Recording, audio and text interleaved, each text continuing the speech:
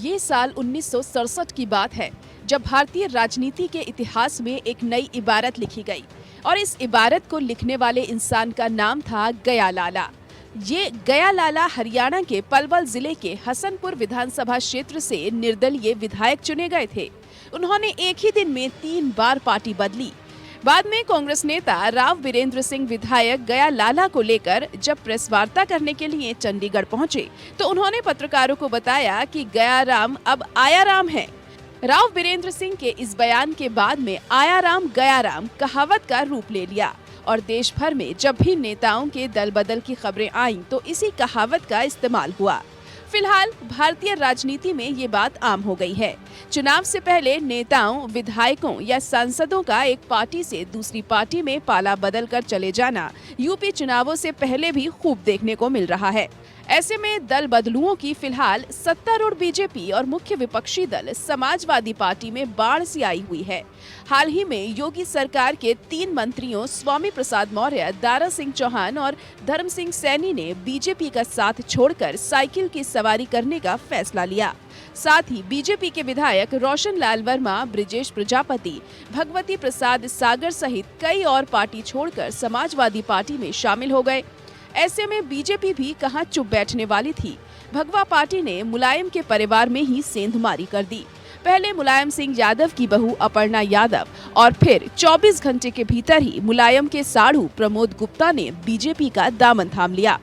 बड़ा सवाल ये है कि पार्टियां दूसरे दलों से आए नेताओं को ले तो लेती हैं, लेकिन इनको टिकट देने में मुश्किल खड़ी हो जाती है। ऐसे में सालों से वफादार रहे टिकट की चाह रखने वाले किसी पार्टी कार्यकर्ता का हक मारा जाता है, उसके अरमानों पर पानी फिर जाता है। स्वामी प्रसाद मौर्य का सपा में प्रवेश पार्टी के लिए अच्छी खबर तो है, लेकिन इससे अखिलेश यादव के लिए कहीं न कहीं मुश्किल भी खड़ी हो गई है। सवाल ये है कि समाजवादी पार्टी इन नेताओं को सीटों के गणित में कहां फिट करेगी।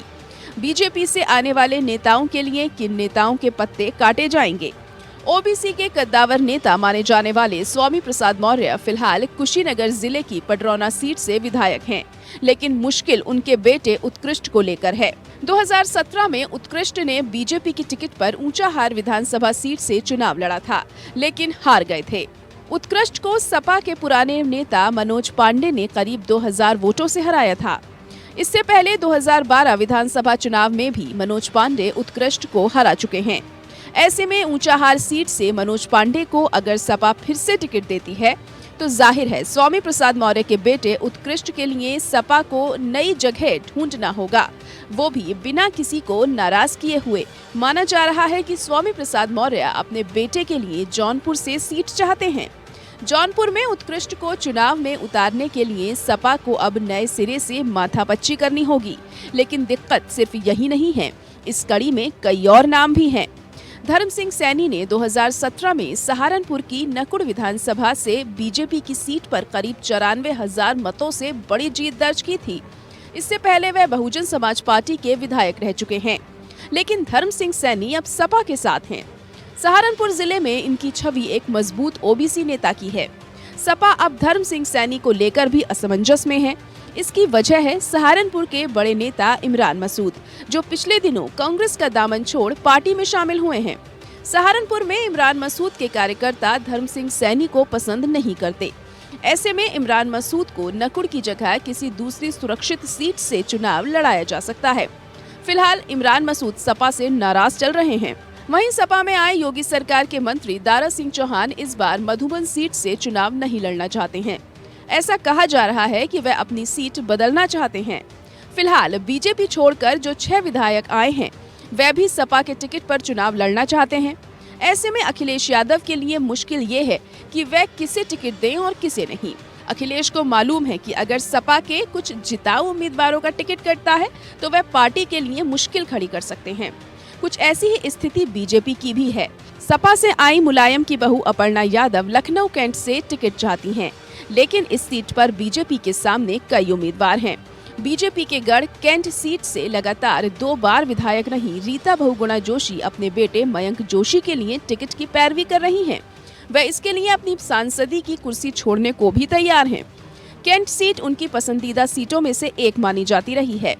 योगी सरकार में मंत्री रहे महेंद्र सिंह भी कैंट सीट के दावेदार माने जा रहे हैं। ऐसे में अपर्णा को बीजेपी कैसे मना पाएगी, ये बड़ा सवाल है। उधर कांग्रेस की लड़की हूँ लड़ सकती हूँ के कैंपेन का चेहरा रही प्रियंका मौर्य ने भी कांग्रेस छोड़ दी है और बीजेपी में शामिल हो गई हैं। प्रियंका मौर्य सरोजनी नगर सीट से टिकट चाहती हैं, जहां योगी सरकार में मंत्री स्वाति सिंह और उनके पति और बीजेपी के यूपी उपाध्यक्ष दयाशंकर सिंह मजबूत दावेदारी पेश कर रहे हैं। जानकारों की माने तो टिकट चाहने वालों ने दिल्ली दरबार से संघ के बड़े पदाधिकारियों तक संपर्क तेज कर दिया है। ऐसे में पार्टी किसको खुश कर पाएगी और किसको कोप भजन का शिकार होगा, ये तो वक्त के साथ ही पता चल पाएगा। Bureau report.